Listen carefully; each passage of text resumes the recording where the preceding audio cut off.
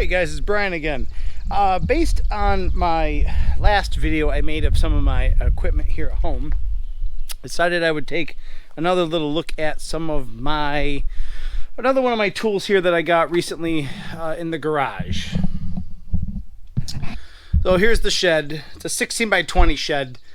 We live in a part of town, it's country, you know, but we're still really close to the city with a couple minutes drive, and we have just under 3 acres of land, and we fall just in that little area of not needing commercial equipment, but also needing something that is a little bit more robust than your normal residential line.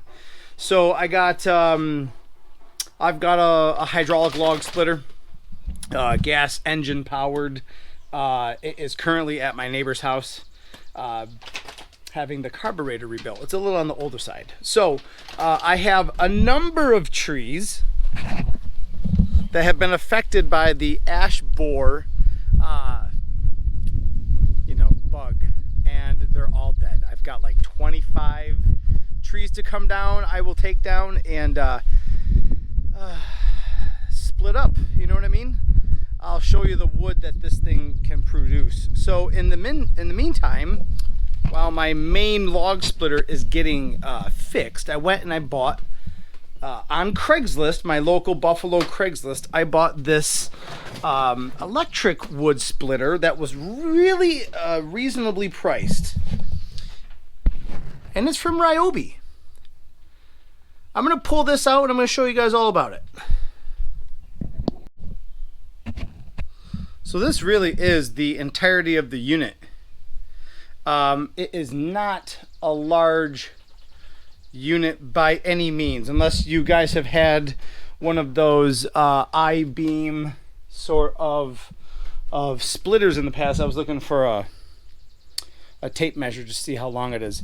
It may be 3.5 feet long from the wheel to the handles. Really, it makes storing it over there in the corner extremely easy.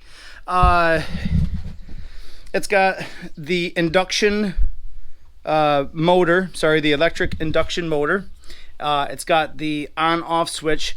In a perfect world, you're supposed to hold this down with one hand, actuate this with the other, and split the wood to keep both of your hands free from the wood and whatever. But I mean, seriously, if anybody's ever split wood before, there's absolutely no way of splitting wood with no hands.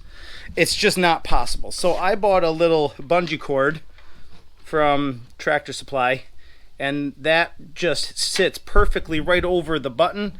It actuates, it turns it on, and then I can use one hand here and another hand on my wood, and then it actually makes your time and your movements more precise. And I'll show you guys this thing in action in just a moment. It is electric, so you do need a power supply. So if you're not splitting wood near the house or something like that, then you're gonna need a generator if you're out at a camp, or you're gonna need a really long extension cord. I will tell you, I have been extremely impressed by this little thing. I thought, well, for 120 bucks, I figured, what the hell, I'll give it a shot. What do I have to lose? I just have, I wasn't being productive. My wood splitter was down. So I got it with no real sort of expectations, and the thing has just outperformed my expectations. But honestly, 98% of my splitting needs have been fulfilled by that little electric splitter. So I really only want to run about maybe three cords of wood at any given time, so that I don't run into that old huge monstrosity that basically the wood rotted before I was able to burn through it. So here, so let me see. I'm gonna put the that's really about it.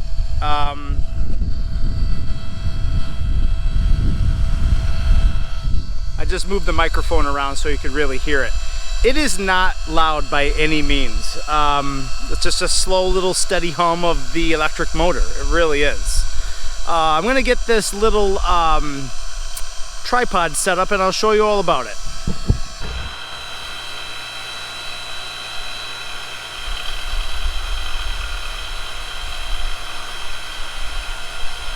All right, I got a nice 5 to 6 inch piece of wood, but it's got a knot in it. So let's see how this thing treats the piece of wood. Actuator, hand. There you go. Not bad. Not bad.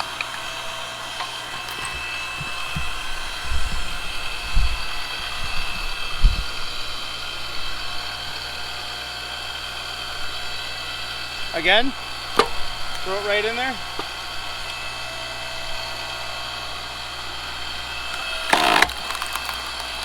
Even with the knot. Even with the knot, no problem, really.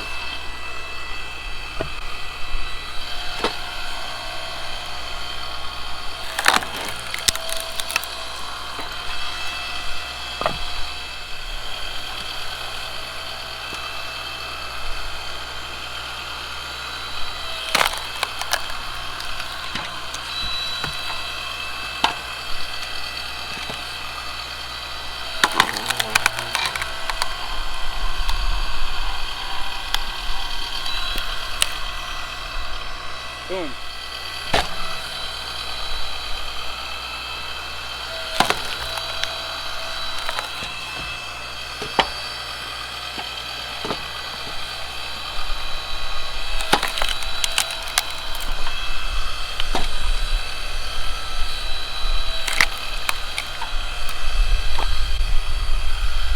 And if I wanted to split some kindling,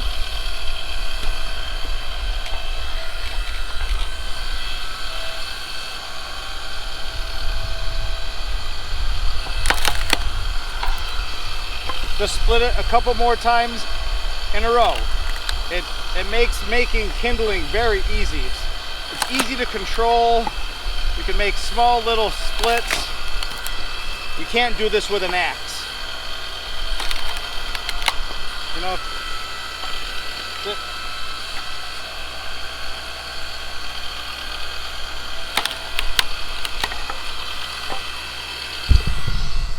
so that's it. I mean, really, we're out here in the middle of the yard. We've got this little electric wood splitter. I just took 4 logs and made quick work out of them, right? I'm gonna turn the battery off, and that's that. Some of the things I like about this are its portability, right? You just lift up the handle. It's a moderately heavy sort of device. I'm not gonna tell you it's super light, but a guy like me who's by no means a weightlifter, I can just grab it by the 2 ends and put it into a wagon and bring it out for some use. It stores really easy. It's got a super small footprint in your shed or your garage. It fits right up underneath this little shelf in that little corner.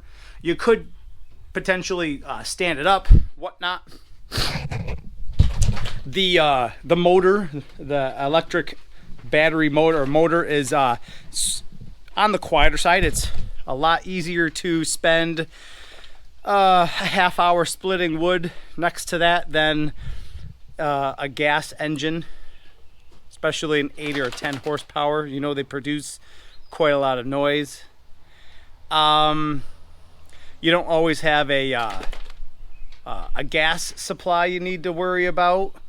Moving parts, a carburetor breaking, an air filter, pulse starting an engine until your shoulder gets torn out. None of those things that come along with a gas engine need apply on this guy.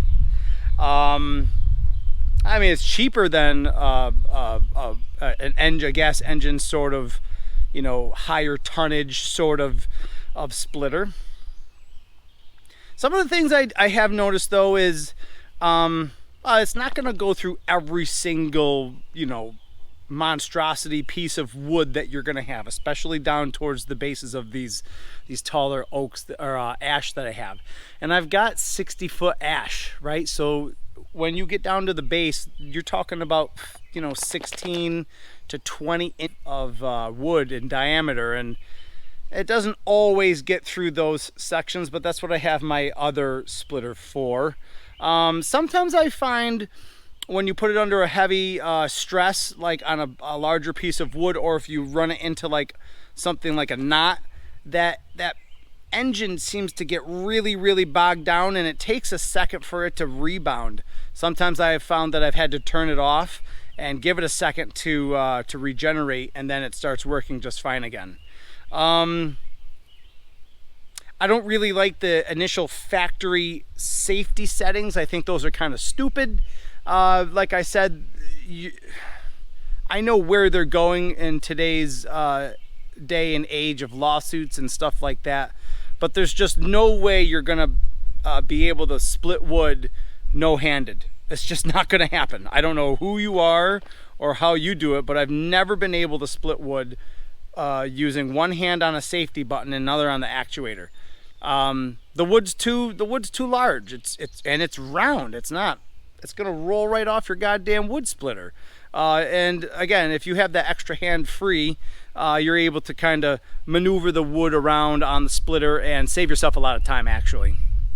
Yeah, so I mean, it doesn't really have like a trailer hitch like my old splitter does. So if you're gonna tote it around the yard, you got to put it in the wagon, you know. But it's no big deal. But it's just a little guy. It gets a lot of the work done. And actually, now that I'm looking at all of the trees, if you have a lot of work to do, this is just going to double. It's going to double my efficiency once I get my main wood splitter up and running.